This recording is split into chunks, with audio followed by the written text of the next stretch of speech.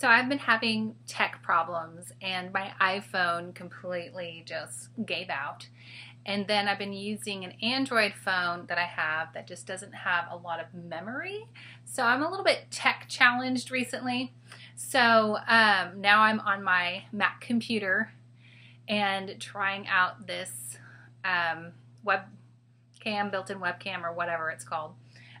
So anyway, that's why there's a change of scenery. But I wanted to finish what I was talking about earlier about the empowerment through Reiki. And again, we said that Reiki is life force energy. So don't be intimidated by that Japanese word Reiki for life force energy, or God, or universal consciousness, or some people call God by a different name. So Reiki is the Japanese form of that. Okay, so I talked about just for today I will have an attitude of gratitude. Just for today I will not worry.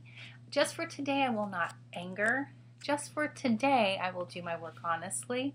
And just for today I will show love and respect for every living thing. So I really think that breaks it down so simply, where we don't have to go, oh, I have to live my whole life like this. We can go, okay, just for today, just for this moment, just for right now. I can do that right now. I can wake up and have an attitude of gratitude. One thing I've been doing every morning, the weather, is nice right now because it's not winter, but been going outside with my little guy, Elias. He's 9 months old. And I roll out a blanket for him and let him sit in the morning air.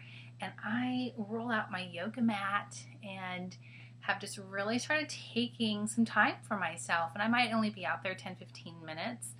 But that's sometimes what you have to do, is just give yourself a little bit of time. So I've been reading a little bit from this book.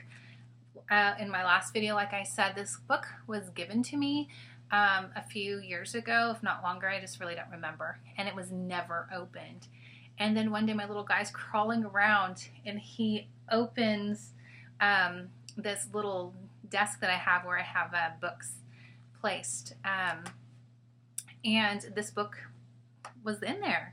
And he happened to pull it out. And I was like, oh, I guess maybe I'll read it. So I put it up on my nightstand to read later, and I started reading it, and I'm like, oh my gosh, how perfect is this book for me right now? There's so much.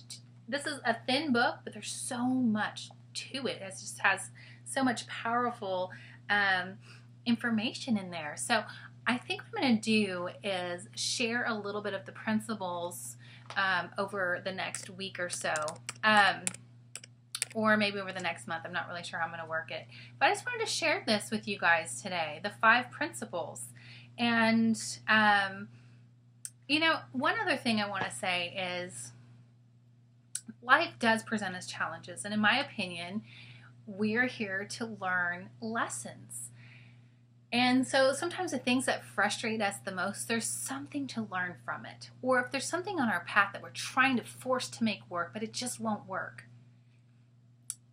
I believe that we're being led a different way because it's just not for you at this time. Sometimes it's hard to accept because maybe it's something you really want to work really, really bad. But I think down the road, when hindsight catches up to the present, we'll see what that really was all about. And a lot of times you think back on, oh my gosh, I'm so glad that this didn't happen, because if it would have worked out the way I wanted it to, I wouldn't have what I have now. And so keeping that in mind, I feel like helps let me have energy, and I really feel like it helps to wipe away any sorrows when expectations don't meet reality, or things don't work out no matter how hard you push for it. But I do believe that we all have a divine purpose, and that there is a journey and a path that we're supposed to be going. And I love what Oprah said in one of her Super Sundays or something like that, is that there is no wrong way.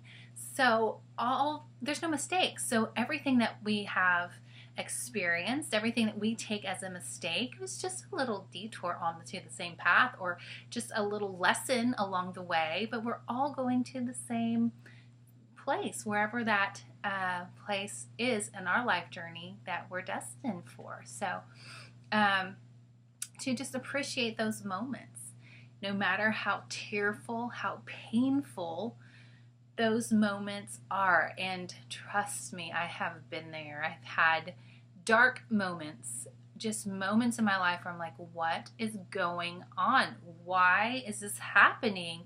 Why is all this stuff that's so overwhelming? I can't take it. But then I'm able to see that there is a purpose in all of it. And also, it's like, okay, what lessons do I need to learn? Because I need to learn it quick so I can go on to the next thing.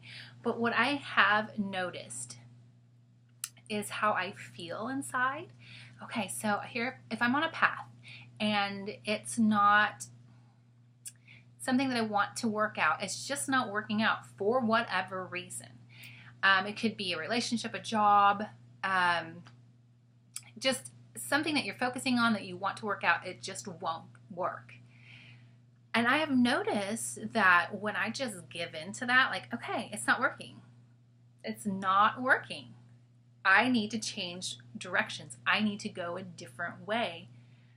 That is when flow and joy just comes back. That struggle is gone. And so I think sometimes we try to hang on to an idea that we really want to manifest, but it's not meant for us at this time or maybe ever. And just accepting that, I think, is the biggest hurdle, because how many times have we held on to ideas and things that we truly have no control over, maybe months, weeks, years,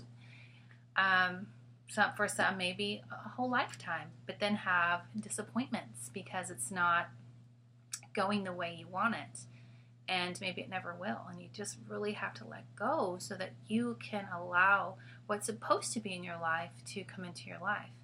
And for me, that just fills me with so much energy and excitement.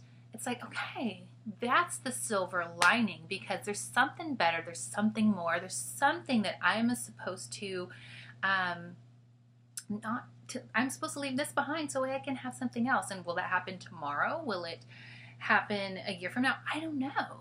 But that's the gift, is how we feel. If you have a lot of resistance, that is our intuition. That's our message telling us, turn, go a different way, go with flow. And I have heard go with flow, go with flow. What the heck does that even mean, go with flow? I feel it now. I get it. And maybe you'll have this moment too. It's like, okay, I am doing this thing. Okay, say for instance, being in a relationship that is just not working, and you're struggling and trying to force it and trying to make it work. But then when you finally get the courage to go, you know what? This isn't working, and I'm going to try something different. And you turn the other way and you do something different.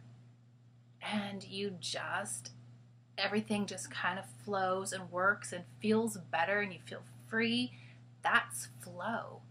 So about 7.5 years ago, I got divorced. And boy, that was something that was a long time coming, but it took 11 years for me to finally go, you know what, this isn't working. My joy is gone. My ability to feel like me and to pray and to just have that, zest about my life was gone, because the relationship was terrible. Unfortunately, we really loved each other, but there was a lot of issues in that particular relationship. Abuse was one of them, and also a non-substance abuse addiction. Those are two things that are very hard to overcome if the person who needs the help won't get the help. And I'm the type of person who's very hopeful and believe in others. And I believe people can change if they want to. So I held on to that hope. And I believe in the power of prayer too. But, with that thought, yes, there's power in prayer and we should definitely pray. But sometimes we have to let go and go a different way. Sometimes that's just the way it is. And when I finally made that decision that I have to go another way, the very next day after I called it, like, hey, we've given this our all. I gave you the ultimatum of like getting into counseling by a certain date, and if not, I was going to finally leave. And that day came, and I had to, make the tough call and say, hey, this is the date, and, this is it. And the very next day, I went and got my nails done, just carrying on with my life the best I could. And the nail tech, she looked at me and she was like, what are you doing different? You look younger. I didn't do anything different other than change my circumstances. And joy came back. I could feel it literally bubbling in me. I just felt like smiling. I felt joyful. That burden was lifted. So if you find yourself stuck in something, a job, a relationship, and I'm saying stuck, I'm not saying just run out and leave your relationship, but you've done what you could do. You are really fighting against the current, trying to make things be what they just probably won't be. Pray, meditate, talk to your higher power, and really listen to your inner guidance, your intuition. And make the changes necessary. And you'll see what I'm talking about. Things will start to click and start to flow. That doesn't mean you're not going to come up against another obstacle or another, life circumstance. But you'll know better how to listen to yourself. So, for instance, something very, very small, because I have been really trying to develop listening to that inner guidance. I usually dismiss it, and then I go, darn, I heard it, but I didn't listen to it because I thought, I'm just being dramatic or whatever. So a lot of times I dismiss it. But this is something very, very, very small. I needed a makeup chair for my new office. And how my inner guidance work is typically I have a flash. I can see something in my mind. And a lot of times, like I said, I dismiss it. I'm really working on not dismissing it anymore. Anyway, I was like, okay, I'm going to go to Target and look. And then something popped in my mind. I had the flash and I saw Ross. And I went to Ross and I found the perfect makeup chair for the perfect price. I was going to go to Target because I had seen some bar stools, and I just figured I was going to pay around $100 for something because these darn bar stools are so expensive. I listened to my intuition. I went to Ross. I got an awesome makeup chair that fits perfect in my office for like $50, and I was able to get a rug, area rug for my office, and a pillow for one of my chairs for around $100. I was like, oh my gosh, I'm so glad I listened to myself. I know that's really, really small, but it's like that's where you start, is something small, and then build from there. And then in the future, when it's something extremely important, you won't dismiss that intuition anymore. So anyway, I just wanted to just share this part of my life with you because these are some real life lessons that I personally have learned, am learning, and I'm really trying to apply to my life. And so maybe this is something that you needed to hear as well. So I wanted to share that with you. Thank you for sharing this moment with me, and I will look forward to speaking with you again. Have a wonderful, wonderful day. Bye.